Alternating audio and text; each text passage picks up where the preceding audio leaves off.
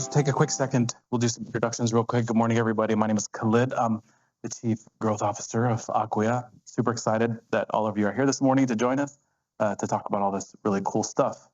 Shante, please go ahead. Good morning. Thank you for having me. I'm Shante Singletary. I work at CMS. I'm the Director for the Division of Security, Privacy, and Compliance. Been there for like 8 years, and majority of that time was in the same division. So I'm happy to be here to talk to Steve on some of the FedRAMP topics. Hey, I didn't expect it to be that loud. I'm Will Lindsay. I'm a senior GRC specialist at Aquia. I've been at Aquia for around a year. Prior to that, I was on, worked for government doing, RMF related work. And now you get to exposed to FedRAMP. Yeah. Thanks, Will. So we talked about some really interesting topics with Chris, and there's going to be sessions later, but we thought it would be important to have somebody from the government who actually has to deal with these topics on a day-to-day basis. So under Shante's responsibility as CMS, there's the FedRAMP PMO. So we wanted to ask some questions from the CMS perspective, from the agency perspective side of the FedRAMP process, and then from Will on kind of how companies, CSPs, interact with the agency through the process. So I have a few questions. I want to try to make this as conversational as possible. We will certainly have time for questions, hopefully at the end. One of the topics that Chris kind of left off on, and Dr. Mayer and some others touched on, was security, compliance. What is the point of this if it's not actually reducing risk? So I want to ask, how does the FedRAMP process actually increase security and reduce risk for CMS or for agencies? That's for you, Shante. Yeah, sorry. So here at CMS, we've been taking that cloud first approach. And since I started back in 2016, I know that our agency was like the first to kind of gravitate to AWS environment, migrating a lot of systems to the cloud, also adopting SaaS products such as ServiceNow or Salesforce. So we've been kind of taking the lead, but looking at that from a risk-based approach, we've been leveraging the FedRAMP process to understand the risk posture of these cloud service offerings and how to implement them throughout CMS. Yeah, and I think it's important, again, to recognize that just because somebody is FedRAMP doesn't mean that there's no risk, but it's a way of not only documenting some of that risk, but to track those risks, make sure that there's eyes on them, so that when there's things that happen or things that need to be updated, that you can track that. Is there anything if you look at the FedRAMP process, are there any specific? I mean, I kind of a GRC nerdy question to ask, but control families or specific controls or things that CMS maybe thinks are more important, or you specifically think are more important in terms of the FedRAMP process. Is there anything specifically that you think is important for a CSP to focus on when they're looking at, the list of 350-ish controls for FedRAMP moderate? So at our agency, since I've been leading the FedRAMP PMO office, we initiated quite a few sponsorships, 7 so far. We have 5 that's already listed on the marketplace and 2 that's in process. And our approach is that we want to make sure that anything that our agency sponsor can support us. And so when I mean support us, I mean can implement the controls based on our ARS, our policy requirements. So what we do, we provide our cloud service provider a list of core controls, also our policy requirements as far as what controls, how we want them implemented. And usually when they look at those controls and they see how we have them implemented and how we want them implemented, they pretty much gear the FedRAMP package around supporting us, so we don't have to do a lot of out-of-the-box configurations just to meet our control requirements, because they already adhering to us, not just because we're partnering up for FedRAMP, but just help us get through the process much more quickly in adoption, because normally when you're sponsoring a system, a cloud service provider, usually you're the agency that's leveraging them first. So right.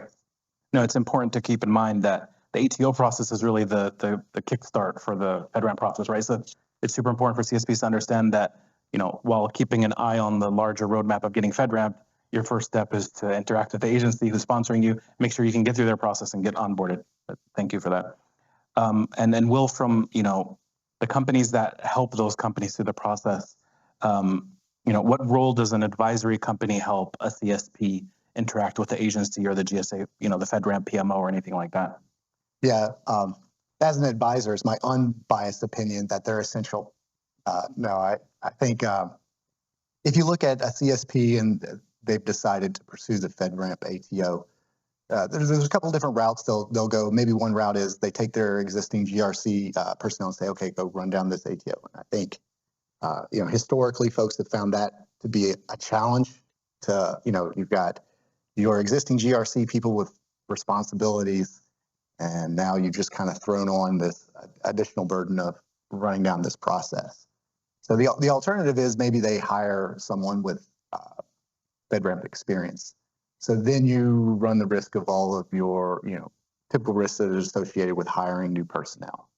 So the alternative to that is going to advisors, where just like with AWS, and you're not racking and stacking servers in a data center, you're not going to rack and stack FedRAMP GRC specialists in your company. So you can sort of like provision advice about how to navigate this process. And I think that I think most CSPs really understand the importance of that flexibility, and having folks that are dedicated and been through the FedRAMP process and chip their teeth on it to provide advice and help guide and successfully navigate that process. Yeah. Is there any stages or anything, specific in the FedRAMP process that you see that CSPs maybe are struggling with, maybe documentation or pen testing or any of the kind of things that a CSP have to go through, that there's particular challenges that you've seen multiple times? Yeah, I don't think it's a particular hot take, but I think and it's not unique to FedRAMP, but implementation statements are a struggle for CSPs. Maintaining them, writing accurate statements, making sure that they're up to date, I think is a struggle. And there's a lot of reasons for that struggle. For one, it's a daunting task to complete it. And then once you complete it and you get sign off and there's agreement, by the time you have the sign off, it seems like 30% of your control statements are no longer relevant to your system, and now you're back to the drawing board. So in addition to this being a very cumbersome process, it's a process where at the end, it's not over. You're going to have to continue to do this. And I think, that's a area where support from the outside can really help. Thanks. Shante, back to you. What does the CMS FedRAMP PMO and the offices at CMS do to help CSPs? Is there anything that a CSP needs to, kind of come to the table with up front, like, for example, being FedRAMP ready or anything like that? Like, how does the CMS FedRAMP PMO help the CSP stream, kind of go through the process in a streamlined fashion? So I was just hearing earlier, some of the customers or some of the vendors out there have small teams. We have a small team at CMS. There's only 2 federal employees, including myself, so just one other person. And then we have 2 other contractors that's supporting us. So our team is small. And, with our small team, we try to engage with our internal customers, because usually what happens at CMS and most agencies, when we looking to sponsor something, it's coming from a business owner. There's somebody who says, I love this tool. Can we sponsor it? Or we see that this tool is going to be used across the agency. Let's go ahead and sponsor it. So what we do, like I said before, we kind of engage with the cloud service provider and say, hey, look, these are our control requirements. Can you adhere to them? Can you make sure that you can meet the requirements? And a lot of times we have really tough conversations with our customers to say, are you in the FedRAMP boundary in AWS? Are you leveraging some of the FedRAMP capabilities? Are you da-da-da-da-da? And usually with those conversations, we kind of feel comfortable that we can partner up and help them with their FedRAMP readiness. We also have some internal processes that look at things from a risk-based approach, looking at some of the, SBOM scans or BitSite scans. And we have a rapid cloud review process that we look at external audit reports, and we kind of mirror that with the 853 controls and see which controls are actually implemented, which ones are not. Kind of give us a kind of sense of their security program, really. Not to really do any technical testing, but we want to get a sense of their security program and their security posture. And that helps us make a informed decision on whether or not we want to continue with the sponsorship or engage with them from some kind of proof of concept. But we work closely with the Aquia team in helping us develop something internal to look at things from a risk-based approach. And usually it's just looking at controls and seeing which ones are actually applicable to CMS and which ones that they can adhere to. Yeah, no, thanks. It's a great call out. CMS, and we're fortunate to be involved in it, but CMS has a first of its kind SaaS governance program in place where they're able to ingest, some SaaS tools. There's a lot of SaaS tools that are in use across the federal ecosystem that most agencies either are blind to or just, not looking at. But CMS a few years ago now has started this program where they're looking at how do we identify that SaaS usage, how do we reduce the risk of that SaaS usage, and then how do we potentially get them into the compliance and roadmap will ultimately, hopefully, lead to them being FedRAMP. Will, back to you. When we talk about continuous compliance, because I think a lot of the conversation so far has been about getting FedRAMPed, but getting FedRAMPed is certainly not the ultimate state that we want to get to, right? So you want to be FedRAMP, but you have to stay FedRAMP. There's continuous compliance things that you have to do. Both, again, responsibilities for CSP, potential responsibilities for the business owners, for the users at the agency. So can you talk a little bit more about, how does a CSP manage their continuous compliance efforts? And again, also from the perspective of interfacing with the federal agency sponsor and GSA and all that kind of stuff that has to happen. Yeah, this is the idea of keeping things organized, keeping your communication open, and making sure that you have tasks assigned to folks and individuals, and you don't just have tasks that sit on the board and you have an expectation that someone else is going to pick it up. But the one of the bigger of those three, I think the communication piece probably gets left out the most. Folks are, afraid to ask questions when they're going through their Kanban process, when they have something that they think is a unique to their system issue. And if they just ask the question, they find out that it's not particularly unique to their situation. Yeah, no, there's certainly, I think this is the problem for every CSP is, and again, we hear it all the time on the advisory side, is every CSP thinks that they're different, which of course they are ultimately, but fundamentally the things that we're trying to accomplish are the same. So a lot of the challenges that the CSPs are facing are challenges that other companies have already faced. And same thing on the agency side and on the GSA side. These are all things, I think there's around 500 companies now registered or offerings on the FedRAMP marketplace. So most boxes have been checked at this point. So if you have a question, it's a good call out that, there's probably already an answer to that question.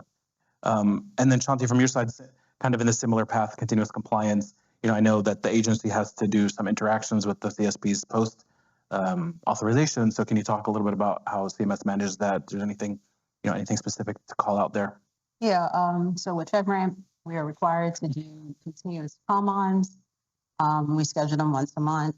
We encourage our counterparts within our department to engage if they're leveraging the SaaS product. I have to be open and honest. A lot of times we don't see a lot of people on the call, but I'm quite sure people are going into the repository and looking at the monthly reports and looking at the POAM reports to see what risk is applicable to that SaaS product or if there's any significant changes. So pretty much we follow what FedRAMP requires to do as an agency. We also engage with the FedRAMP PMO if there's any concerns or questions with any significant changes to the SaaS provider. And we do reach out to them if there's any concerns with the Kanban process itself, but more so we deal with directly to the department. The department has its own FedRAMP PMO office, speaking of HHS, and we do work with them closely with anything that we sponsor because in some cases, we sponsor things at the agency level, the optive level, and then there's other optives that look to use those SaaS products or those cloud offerings, and they'll take those and take the lead on doing the Kanban if there's significant adoption across the department. But more so, the only advice I would say Kanban is that we use a certain type of template, very simple, similar to what FedRAMP states, and the only thing is just kind of keeping on top of the POAM tracking is one of our biggest things, is that making sure that the cloud service providers are addressing the POAMs and the milestones that document and make sure that they track it to closure. You know, you just, Also with the executive, a lot of the KVEs, right. the CISA announcements and stuff like those directives, that's some of the things that, you know, is a challenge with some of the cloud service providers because they have to do a little digging and they have a short window to kind of get back to us on the status of those things. So. Yeah. And obviously with the Rev 5 coming out, I mean, this is something that's evolving, right? It's not, you know, FedRAMP and compliance in general is not a point in time, right? This is something that is continuously ongoing. And not only is the process to become authorized changing, or even for any other compliance standard, but the process for maintaining that is also changing. You just made an important call out that I didn't really think about until you said it, is that, you know, the idea of FedRAMP, this, you know, do once, use many ideas. Typically, you know, when CSPs are looking at that, they're looking at it from the approach of multiple agencies, but it's also within a specific agency. Obviously, CMS is one of the, you know, it has the largest federal budget, but you know, there's so many offices within these agencies. A lot of them are doing multiple, you know, every office is kind of going out and buying things on their own, and maybe they don't know that another office is buying it. So the fact that this do once, use many approach is also applicable within the agency and supporting multiple offices. It's a great call out. I want to talk a little bit about challenges. I know there was some, you know, discussion earlier on, and, you know, compliance is sometimes seen as a blocker, or oftentimes seen as a blocker. You know, we try to make sure that it's not a blocker in that it's keeping work from being done. It's just a matter of documenting the risks. But still, you know, what are some of the challenges that you've seen, Shante, with the process, or kind of how the federal agencies are approaching compliance, whether it's specific to FedRAMP or just generally the NIST guidance? I guess with us, I would say our biggest challenge is around understanding the complexity around the control inheritance. Sometimes our customers think that they can fully inherit, call out AWS controls. You guys change your controls very frequently. And I always tell them, like, you got to pay attention because the way it's implemented today could change tomorrow. There's tons of services that we leverage in our cloud environment, and, you know, they can change. So I think that's one of the challenges, is just making sure our customers at CMS understands that the control inheritance can change with any vendor, and you got to stay on top of it. I know there's that big push of OSCAL, and I'm really excited about that because I feel like, you know, that is going to help us automate some of that information and getting this to us at a continuous basis. Because a lot of times it's like a repository stored over here. You got to log in and you got to look in. Who has time to do that? Really, if it was automated, can you just drop it in my GRC tool and let me adjust it? And now I know this control has changed. I can make my changes so I won't get called out on an audit. Because a lot of times when you go through an audit, the auditor will go out and pull the customer control matrix and see what changed. And if it hasn't changed, or great, it changed, and you still have stale information in your details, and it's like, oh, you don't have this implemented correctly, right, to a full finding. But that's one of the things that I'm hoping to see in the future with the push to OSCAL is, you know, more of that data sharing in an automated fashion. Automation, yeah. I mean, Chris called it out in the talk this morning, but, you know, it's crazy that we're still in 2024 and we're still doing stare and compares at documents and track changes and stuff. But, you know, hopefully we'll move past that.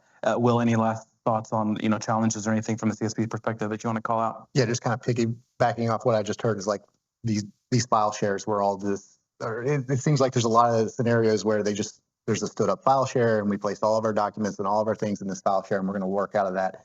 And that is really not ideal, and having a good GRC tool to ingest compliance standards and help you differentiate track changes is essential, I think. Thank you. I think that's it for the questions. We'll just take a couple minutes for any questions from the audience. Anybody have any questions? Yeah, please go ahead. Sure. Thanks for sharing so much about about how you think about and talk about inherited controls, and especially CMS. As you're thinking about kind of that complex environment and how quickly it changes over time, I'm wondering, you know, Will and I were talking a little bit about this in the hall too. The operations side of the house does this on a daily basis, right? They're constantly firefighting, they're constantly monitoring and managing the systems.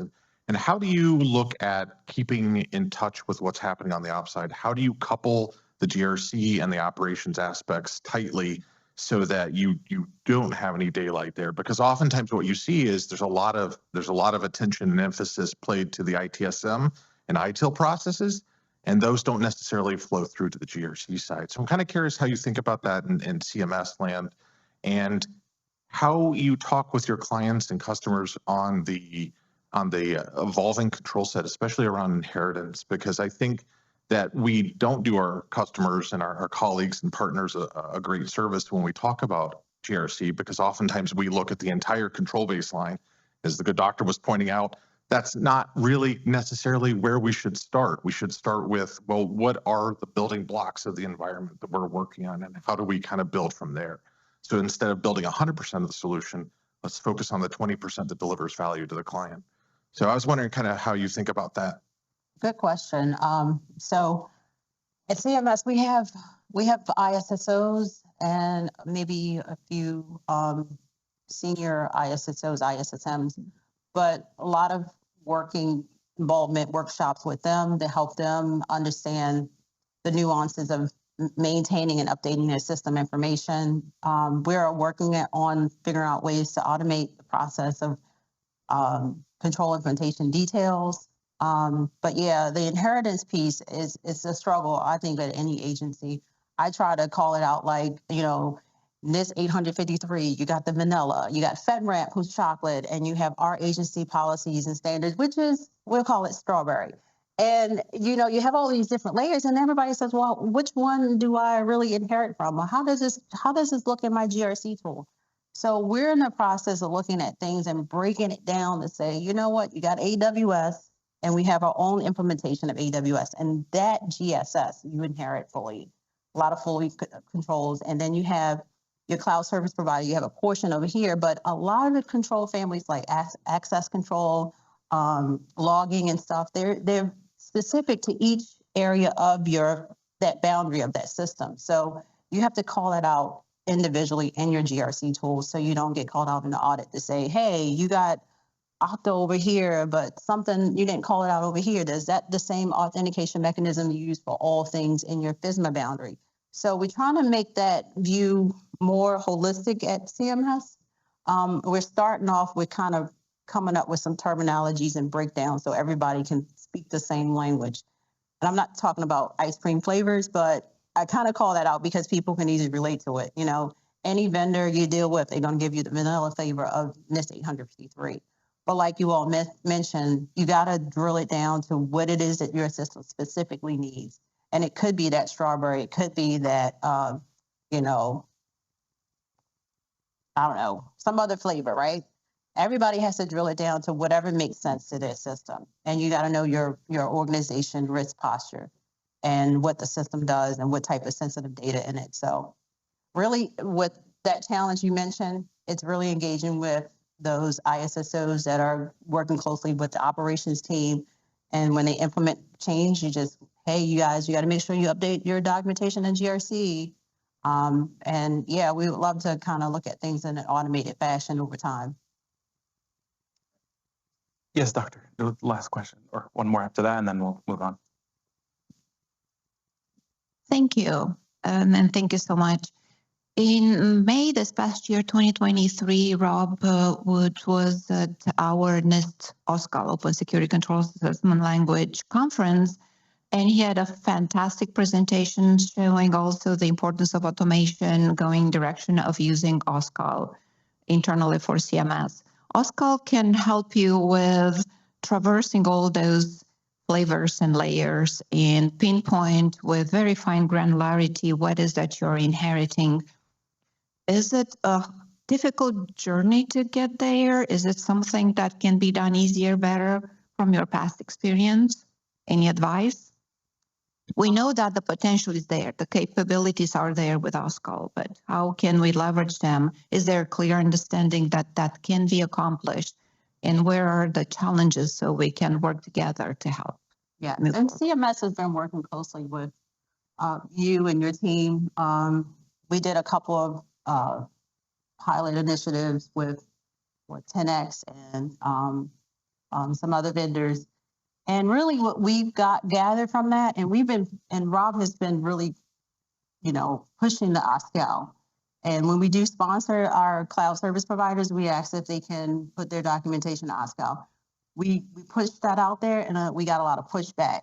Only because the community is not familiar with how to write things up. And then you got some of the 3PAOs who still want stuff in a Word document, in a document format. So it's a challenge kind of getting people to write it in the language and then write it in a document, and then having a team that can support it.